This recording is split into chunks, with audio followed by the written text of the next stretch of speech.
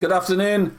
It's Saturday afternoon, and the time is now 10, 12 minutes past 5. I'm sorry, I'm little bit late to meet with Peter Ferguson. How are you? Hey, hey, Martin. Nice to meet you. Nice to meet you too. Yeah, And you're in Northern Ireland, apologies, yeah. folks. It's my fault for being Yeah, late. it's probably my fault because of my technical abilities on an iPad. Not at all. No, But it's been no, fun. it's nice to meet you, and congratulations on everything you're doing and promoting the game Good. still. And it's great to listen to the old stories. It brings back a lot of memories. And you're in the Badminton Memories group with Gary Stango and Kevin and stuff, right? Oh yeah, once a month we meet up, and there's Scottish, there's English, there's American, there's it's all over. Really? From Ireland down south, it's terrific. But a lot of the stuff you probably couldn't repeat on here. And I think there's a few drinks consumed in that chat, isn't there? Oh yeah, there always is. Yeah, but and then I just finished listening there with Phil. Oh yes, good. He was a great lad. We had a lot of battles with Phil. He was a smashing fella. Were you a singles player as well, Peter? Well, I started off. I'll give you a wee bit of an idea of how I started the game, but yeah, of course. I can come to that. Yeah, we'll come to that. But, yeah, of course.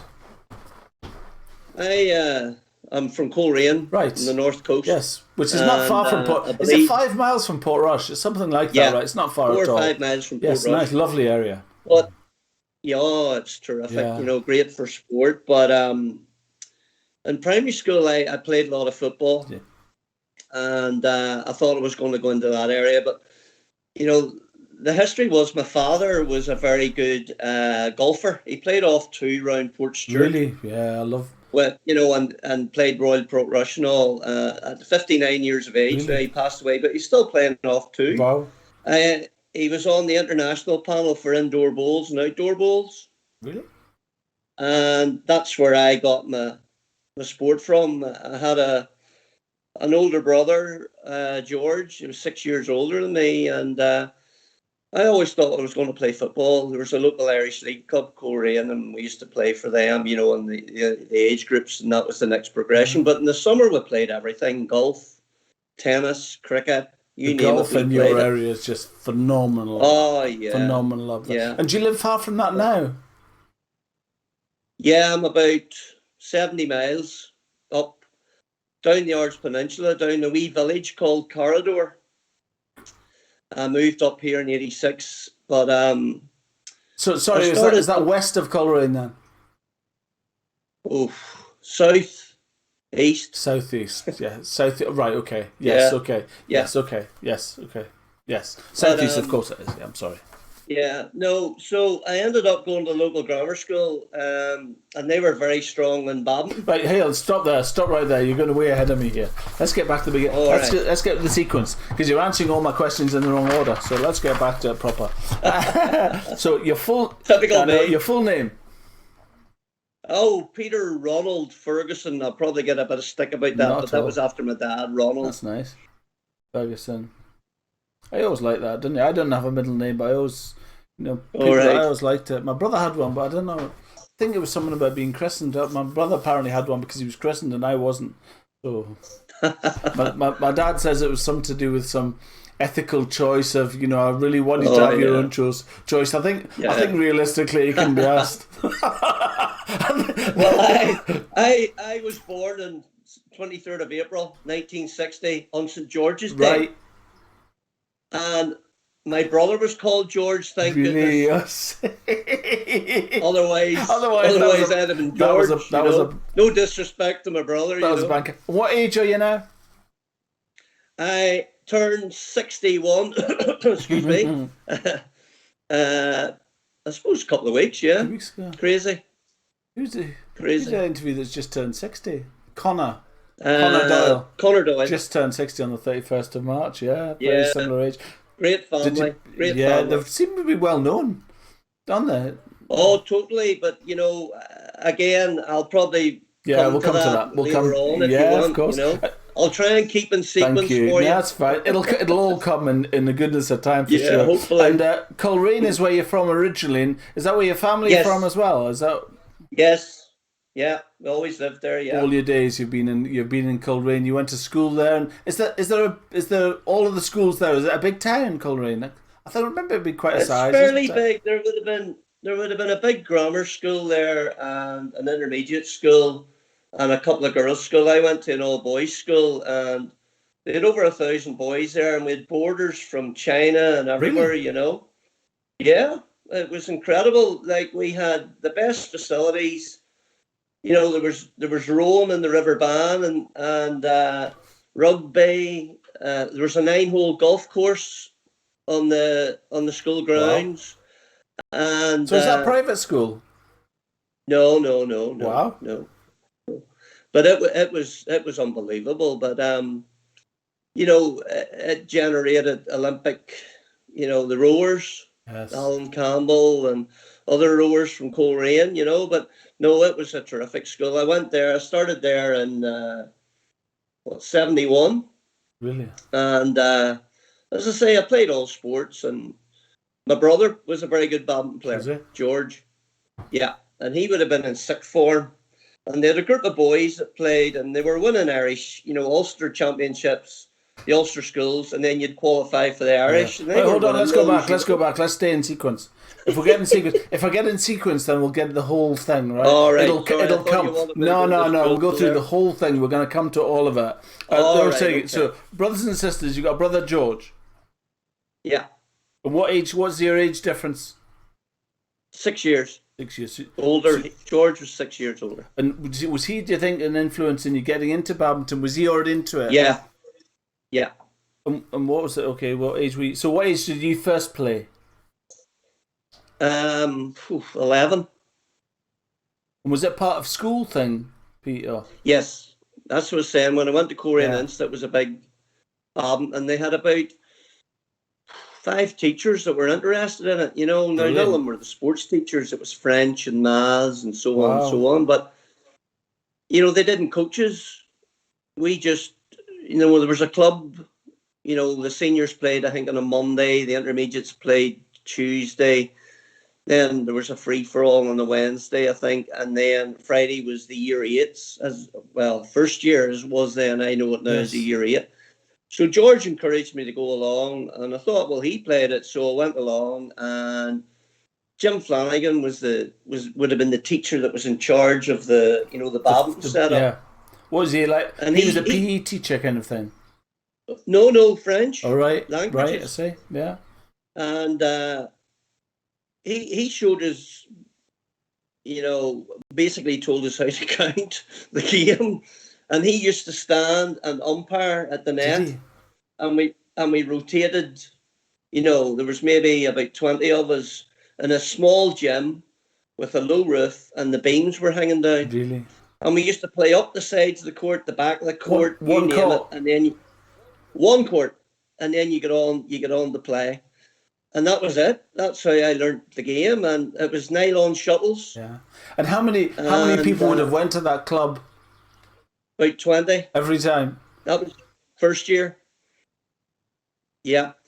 And then we played in the Ulster Leagues, and Belfast schools and Lisburn schools were always very, very strong. Like Lisburn it would have been the hub of, Ulster badminton eventually. It was about 70 miles away, but we used to travel. The school had a bus, a minibus, and a big car. So if you were going rugby, you went in the bus. If we always went in the car, but you had to play rugby and you had to play cricket in the summer. And I played rugby and I was quite small and I was out half. And I played on the team, but then I didn't like it at all. It was too rough. I know, I was the same. And I was always small, and we used to play house matches. We're all divided into different houses. I was in what was called a Clark house. But I went to the badminton club and I played that year and I got on the team and I played 4 singles against the school. It was my very first match. George encouraged me and I lost. I got totally hammered. And I remember going downstairs to the changing rooms in floods of tears. Really? Floods of tears. And he said to me, you'll only get better, don't worry about it. And he encouraged me. But as time went on, obviously I started to get better. And I was more of a touch player, because the roof was so small. And I was very good. Those old blue carton shuttles, the nylon shuttles, with the ones that had the blue band, the green band, and the red band. The red band was fast. Yes. The blue was medium. Yes. And the green was slow. I keep on thinking they were maybe 300s, but I don't think they were. No. We all. I remember. Carton. I remember. You're right. You're right. Actually, you're right. I remember the colours now. It was like squash, wasn't it? Different coloured spots. Yeah, we never used green or red. It was always blue, But you had to be, you had to be good round the net. And, in the end, my defence was great. But when I was a young lad growing up, my dad, as I said, was a great sports person. And I remember, and I don't mind admitting this now, but I was very, very short-tempered, really bad.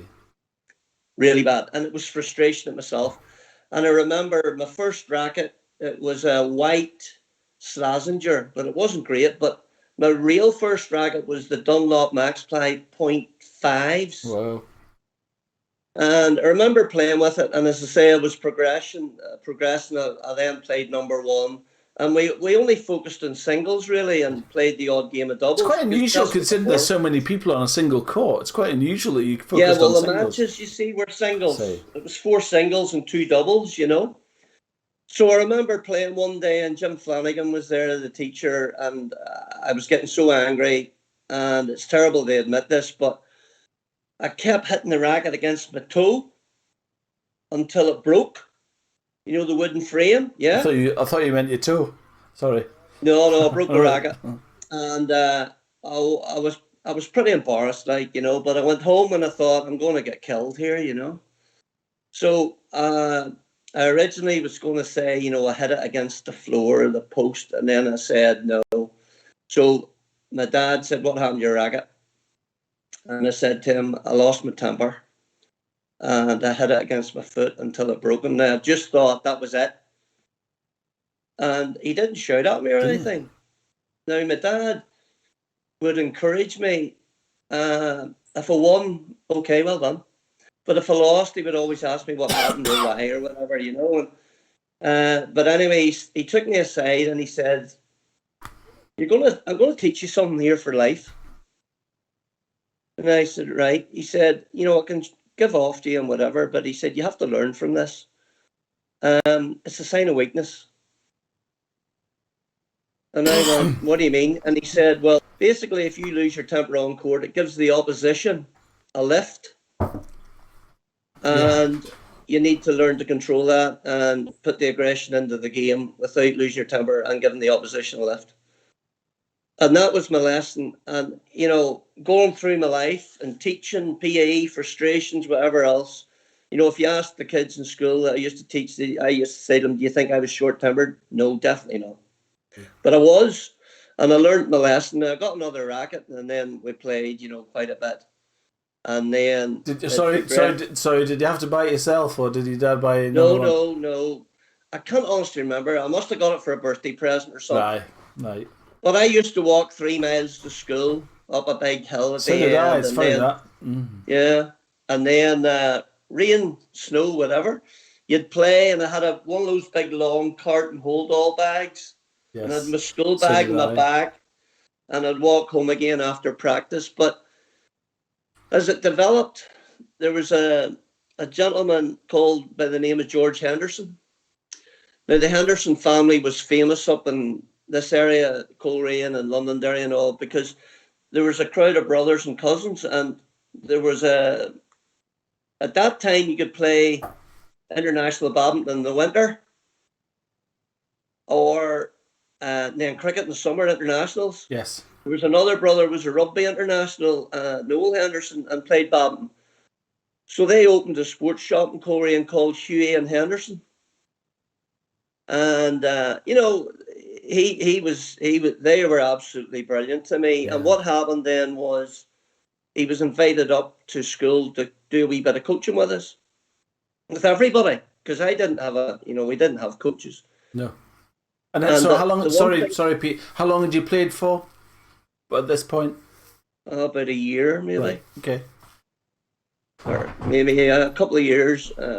But he came up and we played doubles, and he taught us the rotation system.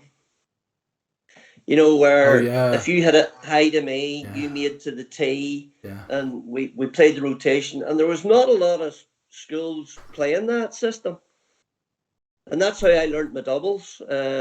Singles, he would just sort of talk a wee bit about footwork and one thing and another. But he always said to me, as a left-hander, you have an advantage because people will throw it up your thinking it's your backhand, definitely. But it turns out to be your forehand. And also, for some reason, left-handers get better angles and all. I don't know how that worked out, but you look at the McEnroes and all the lefties. They always said, we had better. You could sort of move the shuttle better and angles. Now I don't know why, but I think it's because it's such an instinctive game, isn't it? It's such an instinctive thing that when you. I just think it's you when you're playing against somebody, you don't have a second to think.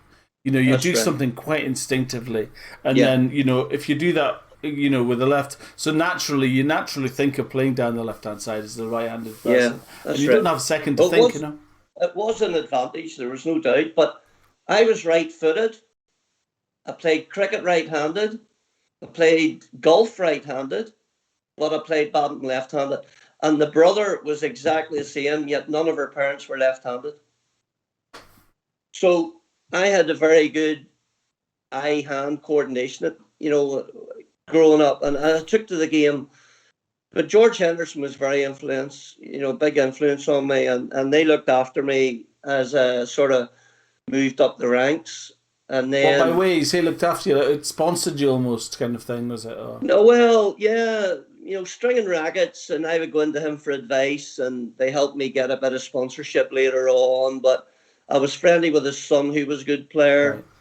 And, we used to talk badminton quite a bit. But, I started to love the game, and there was a club in Coleraine called First Coleraine. It was a church hall. And, they had a juvenile set up. So I went along to it. There was Jimmy Thompson and a lot of the old ones, And Coleraine and District was massive badminton area. Like, I mean massive. Big leagues. And it sort of went to Londonderry. It went all around. And there was great players. Now, good junior internationals, but not really full Irish internationals at this stage. Yes. But it was tough. It was hard. They were great players. And, again, it was based on mixed and men's doubles, whereas school was more singles. Yes. Isn't it funny you're talking about sport shops? It's a funny thing that doesn't obviously exist in this day and age. But I remember going into a sport shop and knowing the staff and hanging about and just going in and chatting and having a look at this or trainers and rackets and just hanging about, not buying something. You just go in every day after school and chat to the staff and look at things. Yeah, that's right. But after school, I used to walk home and the sports shop was on the corner of the road when I was passing. I always called in. Yeah. But then the guy that worked in there, John Cameron and Billy Cameron, they were very good badminton players. Really? Now, they were older than me, but in the end, I fell in with them, and they were great. They played for a wee club out in the middle of the country called Ballantyre. And your previous callers back that came from Portrush. Yes. Aslan. Aslan, sorry. I heard him talking about Holy Trinity, and we used to play against Holy Trinity and Cyril Davidson and all, and there were big rivalries, but I think I played my first match for the club when I was about 15, and it was in a wee town called Derry Keegan. Right. And there was just a shop and a hall. but the hall had a very low ceiling. And at the back of the court, one end of the court, the lines were, this is true now, the lines were painted up the back wall. Somebody else has told me the baseline. And in the other end of the court, there was an open fire. The winter nights. And it was on. Yeah, it was lit. Yeah, it was a coal fire. And people used to sit around the court, and you had to sit with your legs up on the seat because the lines went right up the edge of the chairs. So, it was funny as I grew up. You'd ask for a shuttle to be changed, and the opposition would go no. So you'd try and hit it into the fire. Yeah. And if you got it into the fire, you still got a point because it was sort of on the court.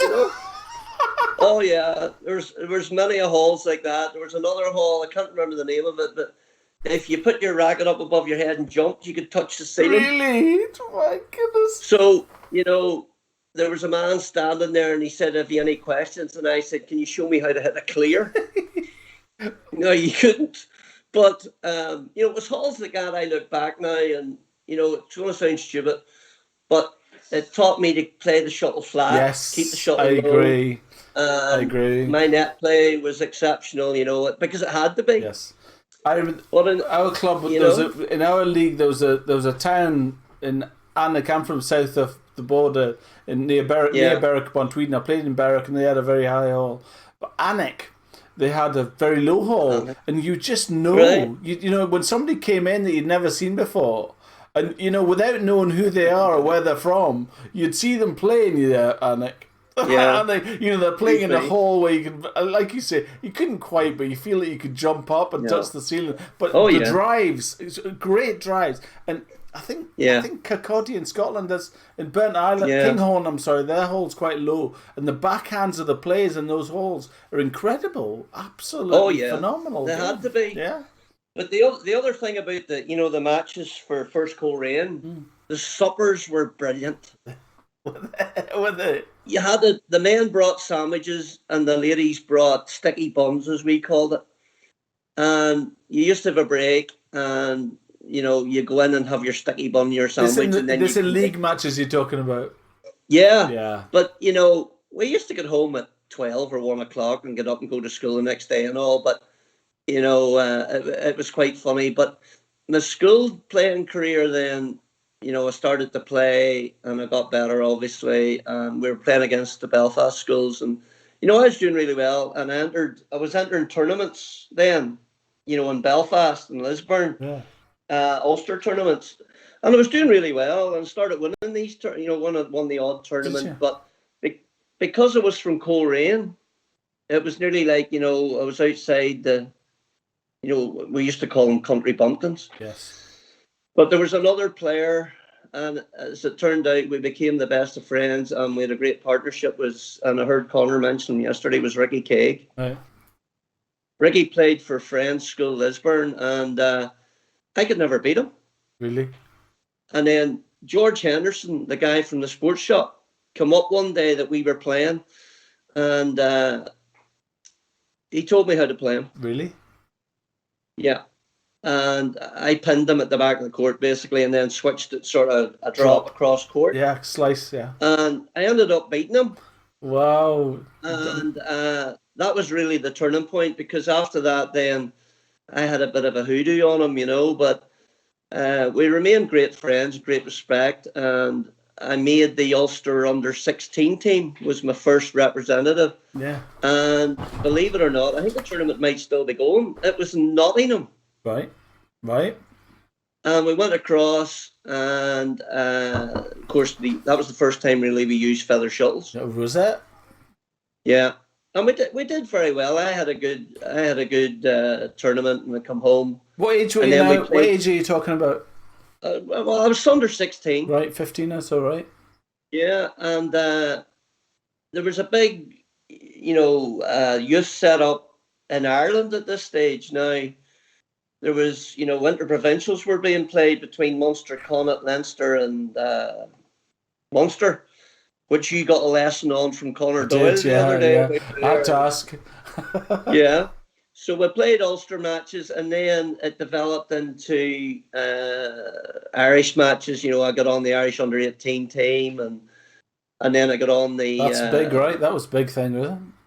Oh yeah, I was playing first singles, first men's, and first mixed. Wow.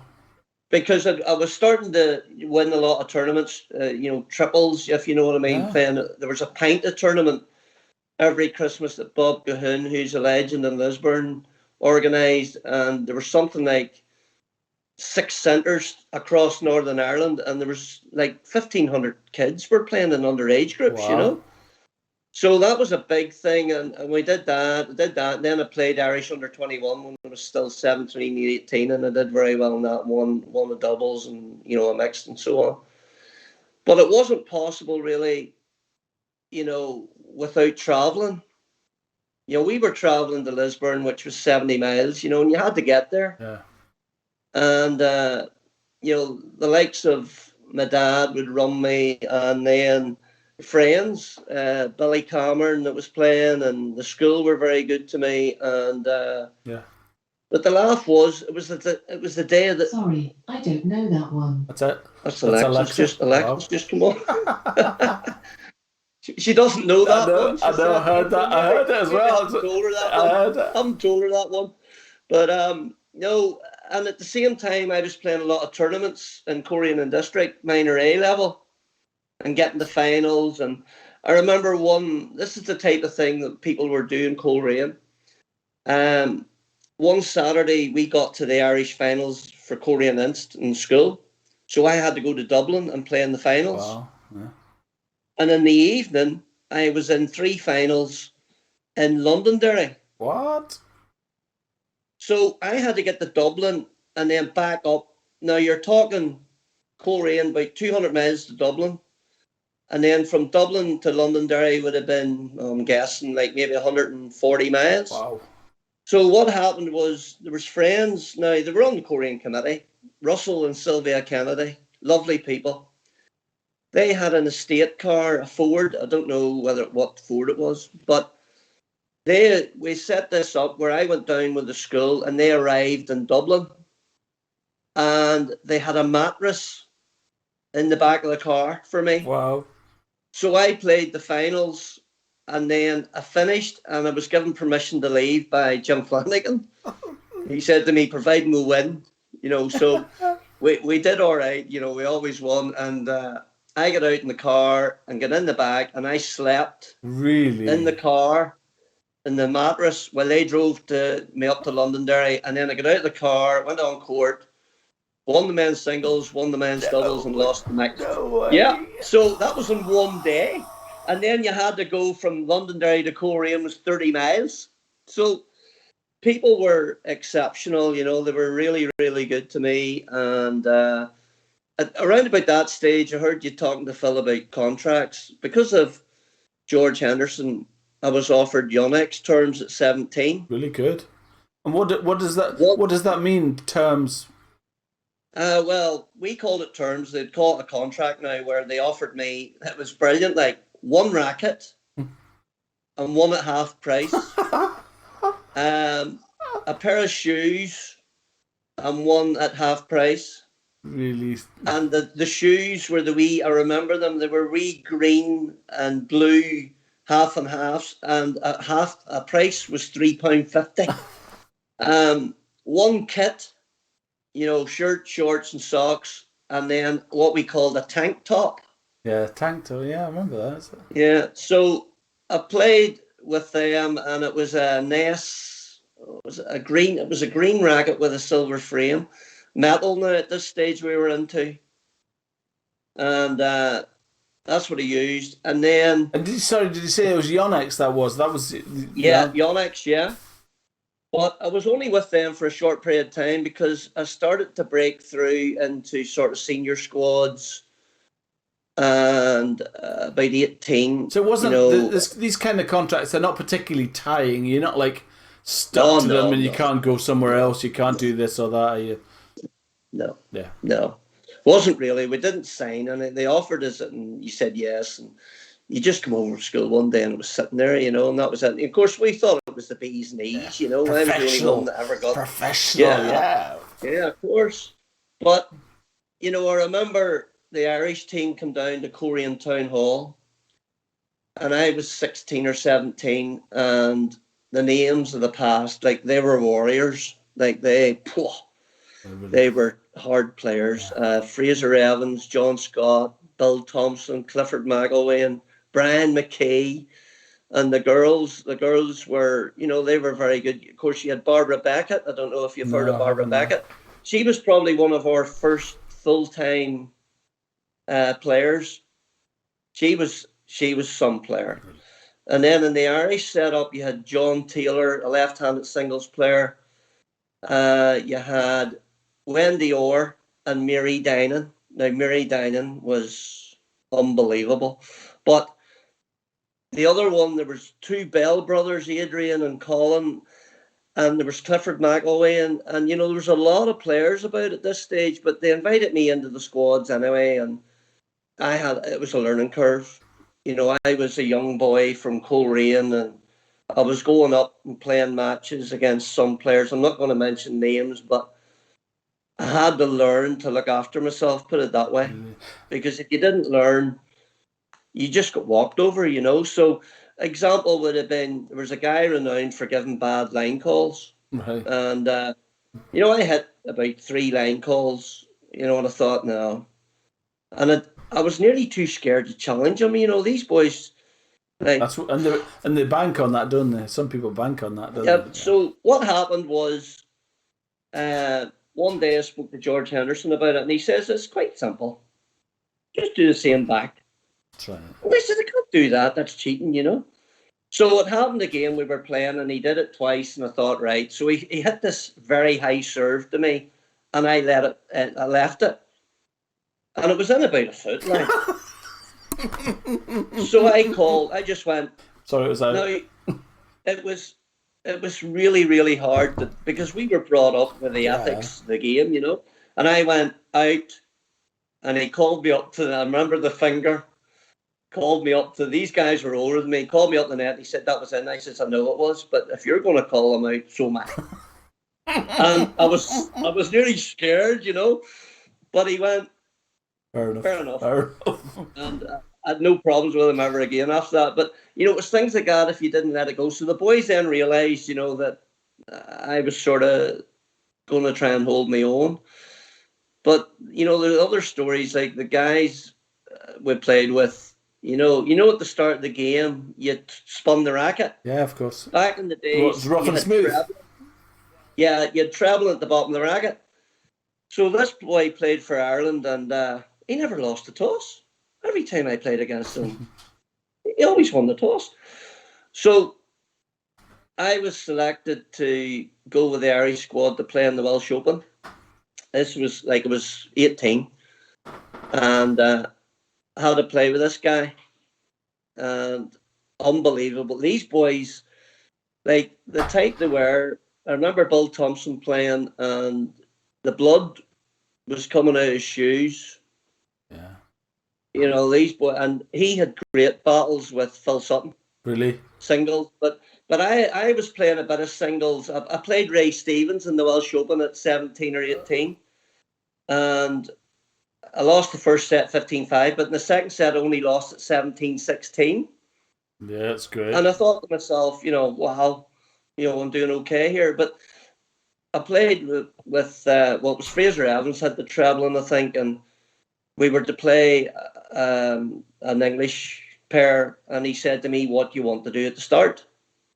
And I says, well, if we win the toss. He says, no, we'll win the toss. Mm. And I went, fine.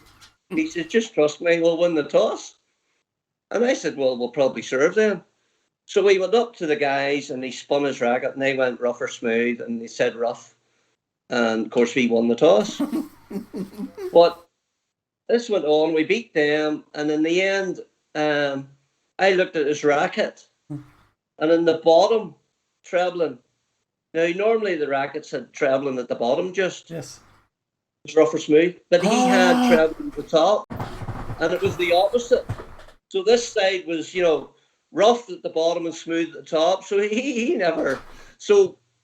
It was funny because I built up a big friendship after that too with a lot of the Scottish players. They were brilliant, but we ended up playing Billy Gilliland and Dan Travers. on a court beside a wall in the leisure centre in Cardiff. Right. And those two boys, like they were doing really well. Yes. But we only lost 17-14 in the third set against them. And when the match was over, I went to shake hands, and my partner threw the racket at me. Uh-huh. And I ducked, and it hit the wall. And he shook hands with Dan and Billy and walked off. And Dan came over to me, and he said to me, "Don't worry about it. That's why he's just competitive." And Billy, they were very good. So it shocked me. But anyway, I could see, it's this winning mentality. Yeah. So I went over to the side of the court. There were stands, and I went over, and there was a drinks dispenser, orange juice. So I got an orange juice, a cup, and I got him one as well. So I went up into the stand, and I said, "Here you are." And he just poured it over my head and said to me, "If I'd have had a partner, I'd have won that." Whoa. Yeah. Now, the next day, he came in and he said, "Look, I was just so disappointed." He says, "I'll take you under my wing." And he did. And he said, and a lot of people said to me, "You need to get the killer instinct." Really? Because if I was playing people, and was beating them, say, easily, I would give them 5 or 6 points because I thought it would be bad. And I remember them saying to me, and my dad said it as well eventually, was, "That's disrespectful. If you can put somebody away, put them away because they'll respect you more for it." So I had to learn the mentality that these boys had, and it was terrific, it really was. I don't know if you listened to Connor's interview. I talked to him at the end about coaching. He says, "I couldn't coach." But I think I could teach people to win. That was quite interesting. Yeah. I think I could teach people to win. I thought it was. You see, I was lucky, but going on to, I was to make my debut for the Irish team. Then I sort of left. I played a bit of singles, and I was concentrating on men's and mixed because that's what I had known in Coleraine, because it was such a hotbed of mixed players, and I was doing really well in Coleraine. And as I say, Billy Cameron, then he was a super mixed player. He was very tall. He was older than me, but he was lightning and quick. Really? And we used to joke about him having the wingspan of a jumbo jet, And he then was pushing for these tournaments. And I remember there was a big tournament in Terranure that Connor talked about. Yes. It was a smashing hall. It was a brilliant hall. And we used to go down there, and there was a tournament called the Irish Juniors. It was a junior grade, now not underage, but junior grade. And it must have been the best attended tournament in Ireland every year. There was hundreds playing in it. Mm. And we used to arrive down on a Friday night and play singles. And if you get through, you played in the semi-final on the Saturday morning. And then you alternated between your men's doubles and your mixed. And Billy and me would play together, and we won the doubles and so on. And I had, at that stage, got through to the final of the mixed or the singles as well. And played all day Saturday, got through to the men's final, and I was in the semi-final of the mixed. And I went back to hit a shuttle, and I don't remember anything. I passed out on court. Really? And the next thing I remember was an hour later, lying in the bar, waking up, and they were putting sugar and water in my mouth. Really? And I got up from that, and then I had to play the finals. And I won the men's singles and I won the men's doubles. But this is where the Doyle family had a big influence on me as well. And they probably don't know this, but Chick Doyle was revered.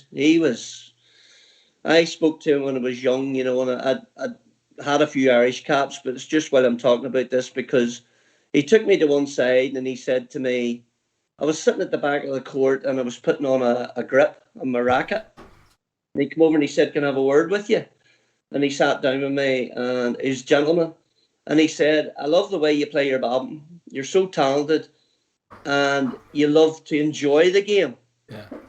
But don't let the enjoyment and the laughter take over from the fact that winning is the main thing. And if you can do it and focus at the same time, So that was great advice. But later on in the years as I played, Mrs. Doyle, like they were like, the royal family of badminton, let's just say, Yes. and Connor and Elaine I grew up with, and the older sister Jackie, they were good players. But Mrs. Doyle, unfortunately, Chick passed away, and I always remember Mrs. Doyle. I always looked out for her, and then she always come over and give me a hug. And I remember you played all day Saturday. Like, you could go on court at 9 o'clock in the morning, and then you'd come off maybe at 11 or half 11 at night. And as Connor rightly says, the disco had started, and there was lights flashing around the hall, the music. But during the day, we didn't eat. Really? We didn't know, and we were just taking fluids on board.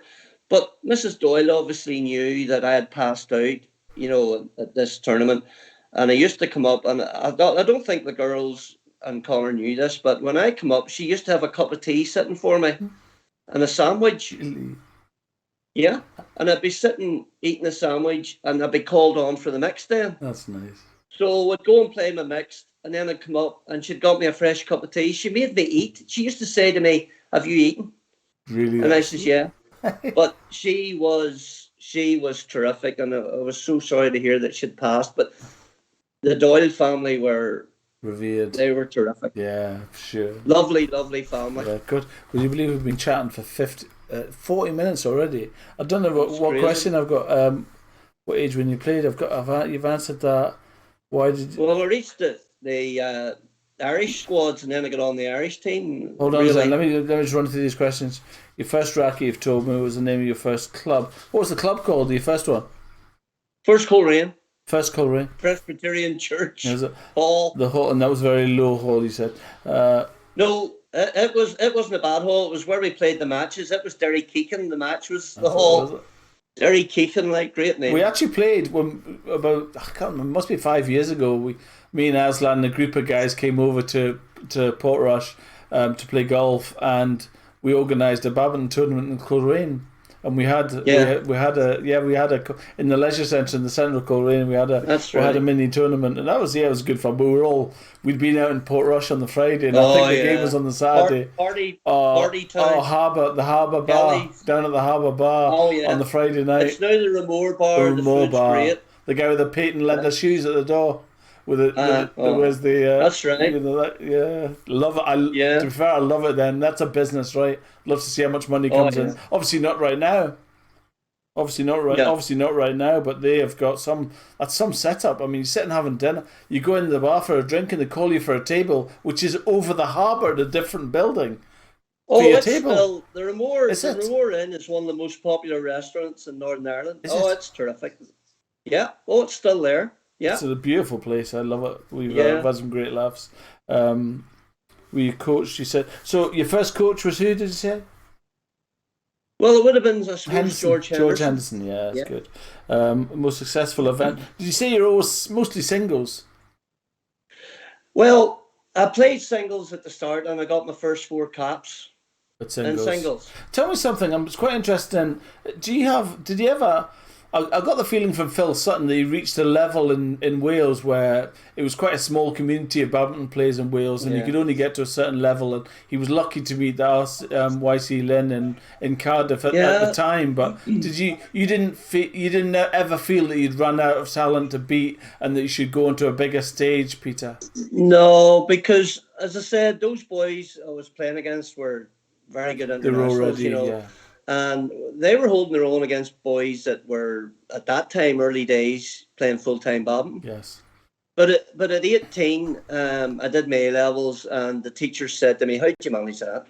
I passed them, how'd you manage it? Because I was playing every night at this stage in Oma and coming back. That's what I'm saying. Billy transported me everywhere. And I got my A-levels, and then I wasn't sure what to do next. Yes. So... again, I spoke to my dad, and he said to me, "What do you want?" I wanted to do something with sport, but I didn't know what. And he said I had an offer to go into the Ulster Bank. And it was good because they let you off for sport. They were very, very good for letting people out for sport. But I was also offered a place at 2 universities, one in England, Exeter. Yeah. and one it's the Ulster University now near Belfast for PE teaching. Really? And my dad said, "Well, do you want to sit behind an office all day?" It was simple as that, and I went no. So I got into uni, and at that time, you really didn't need your A levels. In my class of 32 students, every single one of them was junior internationals Really? in different sports. Really? The practical classes were unbelievable. Like you had rugby players, you had footballers, you had dancers, you had gymnastics, you had Sounds like badminton. sports school.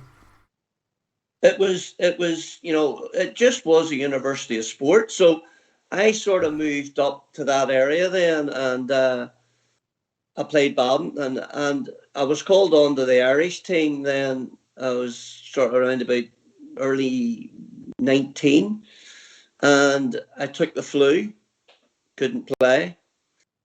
Then I was called on again, and funny, it was to play against Wales with Fraser, and it was cancelled because the sponsors had pulled out. And then I was called on again, but I had sprained my ankle. And I thought, this is never going to happen. I'm not ever going to make it. But then I was lying in bed one Saturday morning, and this is where the whole thing changed. Audrey Kincaid was, she was the Queen of Irish badminton, basically, Ulster branch, but Badminton Union Ireland ran the whole setup. And she phoned the house phone, as it was in those days, because there's no mobiles. And my mum said, "It's Audrey Kincaid on the phone for you." So she spoke to me and she said, "How do you fancy going to Norway on Monday for the Helvetia Cup?" And I sort of went, "Pardon?" And she goes, "The thing is," and I felt sort of bad, but I had to grasp the chance. John Taylor was a superb singles player. Now, the Helvetia Cup was three men's singles, one ladies singles, four ladies doubles, men's doubles, and a mixed doubles. Seven parts of the game. But she said John Taylor unfortunately is ill and can't make it. And then they asked Brian McKee, who was the next singles, and he couldn't get off work. So, of course, I went to Norway and I played third singles, my first cap. And I'll never forget, it was against Iceland. The guy was about 6'10", and I walked out, and we had a manager at that time, Joe Kincaid, who again, he used to keep goals. He was a great goalkeeper for Linfield, but he managed the team, and he must have managed the team for, I don't know, 20 years, And then we had a coach, Lennox Robinson, and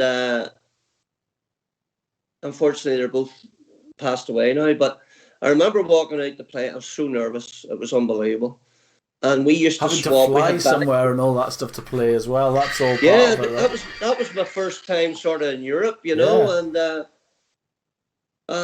we had pins, like a wee badge. Yeah. And you used to swap these at the start of the game.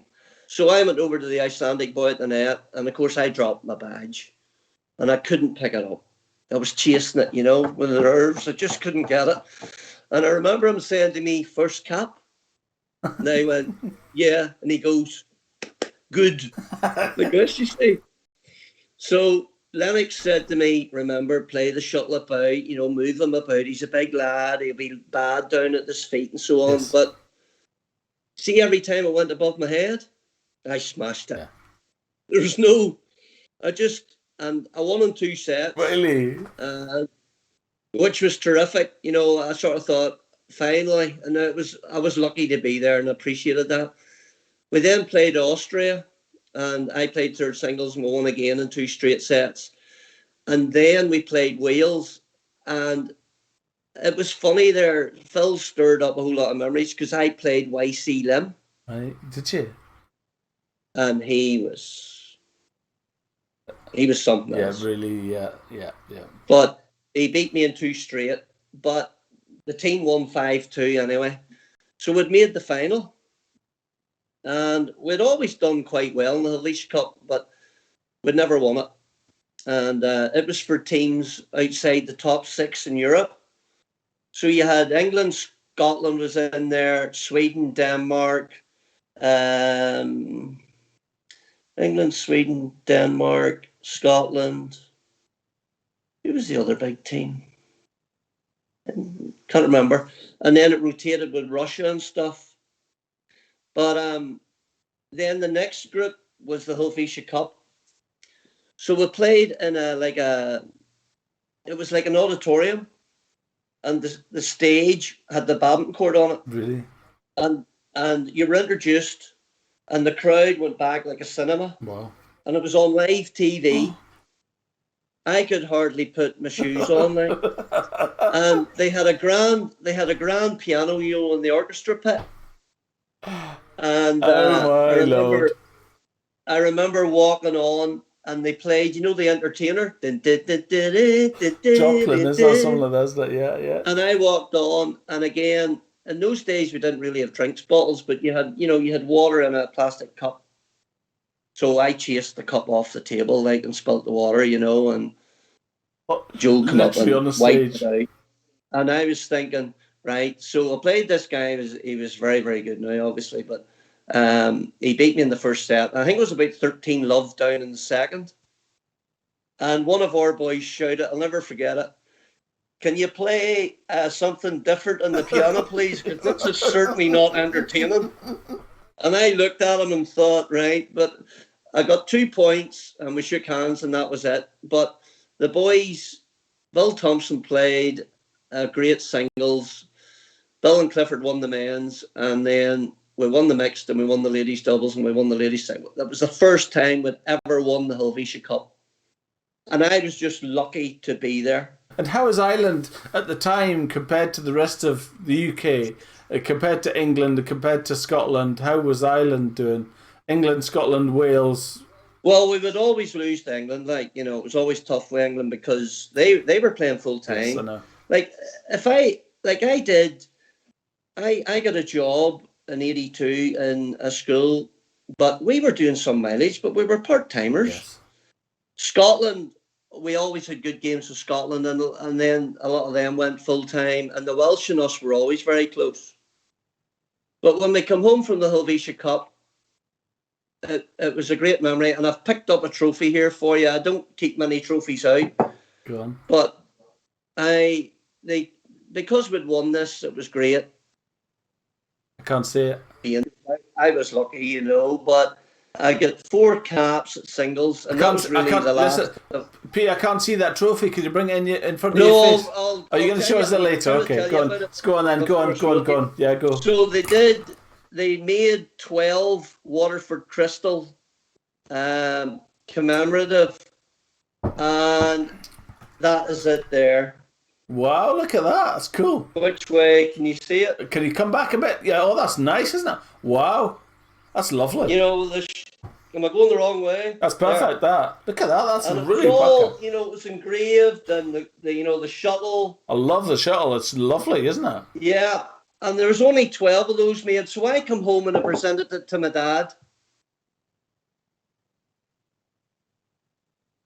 And it stayed in the house in Coleraine, because I'd moved up, as I say, in '86, yes. And it stayed there, and he died, and my mum said, I just know it's staying. And I only brought that up to the house here in 2003 from 1986. It's a lovely trophy. Did you leave it out? It's sitting in I have some crystal out in a cabinet, but that's about it. Yeah, nice. But, after that, then I really moved into men's doubles and mixed. Yeah. Mm-hmm. Let's get back. We've been on for ages. That's 54 minutes. I'm just trying. I'll just see where I am with the questions. Tournament trophy for this event. Main competition. Who was the main competition that you like at singles? I suppose was there somebody that drove you forward to get better? Well, was there an individual? Maybe I would reckon even you could see a brother. Well, the brother stopped playing. He stopped. Oh, totally. He played rugby. He was a very good hooker, though. He was he was fairly light, but no, he stopped playing. Right. He stopped playing. But no, the boys, there was Down at my age group, it would have been John McCardle from Dublin direction or Dundalk, and obviously there was a lot of boys in around Graham Henderson, and But then I'd played singles, and then I switched to doubles because I enjoyed it more. And how old did you? I was running out of time, but how long did you play on for? What age did you stop playing properly like that? For 32. Did you? Wow, you had a good run then. That's brilliant, right? Had a good run, yeah. I was lucky. I'd been to 4 Helvetia Cups, I think 4 Europeans, Thomas Cups, wow. 3 Commonwealth Games, which were unbelievable. Like 82 was Australia, 86 was Scotland, but it was one I don't want to remember because I broke my ankle against the Australians. Wow. And I played on now. I played on. But and you'd been to university and qualified as a PE teacher, right? Yes, I went to university, and in 82 I qualified, and I was offered a job, but we had to go and do the interview, but I knew the headmaster, so it was up in Londonderry. Right. Now, you're going to laugh. The boys knows what's coming here because it's a story that I tell all the time. The school was called Falcon Valley. Falcon Valley High School, and you had to go over the Falcon Bridge, and it was beside the Falcon River. Right, and now it was a rough, I haven't got to the point where we played through the politics here and the troubles in Northern Ireland. Well, maybe we'll do that next week. We'll come back next week for that. I think there's a lot more. The Falcon Valley story, just if you want to hear. Yeah, let me hear this one. Yeah, go on. As you went into teaching, you were told you have to be tight. Have to be tough. You need to earn the respect, otherwise they'd eat you alive and so on. And this was a rough school, Protestant school in the middle of a really staunch area. Was it Falcon Rough? Well, I didn't want to say that. I didn't know where you could swear or not. I'm not swearing. No, Falcon Valley. So I remember about the second class, I took them down. They had everything. They had swimming pools, sports hall, pitches. So I took them down to the football pitch, and I thought I would have a look at them and see how they were playing. So they were only about, I would say, 12 years of age. And I took them down, and we started playing a match. And this wee boy called me, and I looked, but the ball had disappeared. And I went, boys, where's the ball? And this wee boy went, it's in the fucking river. And I went, pardon? It's in the fucking river, sir. And I went, come over here. And he comes over, and he got the lecture. There's one thing I won't stand is bad language and disrespect. And he's looking at me as if, I'd 4 heads, going, and the rest of them were all. And I said, now get to my room and I'll deal with you when I come up in 15 minutes. And he's walking away, and you could see him sort of, going. So another wee boy come over to me, and he goes, excuse, sir, it's called the fucking river. And I went, I know, come back. Have you no sense of humour? But, yeah. I love it, Pete. But there you are. Right, let's go for now. Should we reconvene till the same time next week? How's that? Yeah, sure. That's good. Sure. It's a good time for me. It's been brilliant. I've really enjoyed. We're a whole lot more. Oh, we're only up to 20. We're only up to 20 years old. You've still got another 12 years at least to talk about. Yeah. Oh yeah, there's a lot more. Yeah, let's carry on next week, right? But listen, thanks again. No, it's been brilliant. Have a great week, and we'll see you next Saturday at 5:00. All right. Cheers. Take care. Well. Thanks very much. Thank you. Take care. Have a great week. Bye. Thank you. Thanks, cheers. bye. Bye.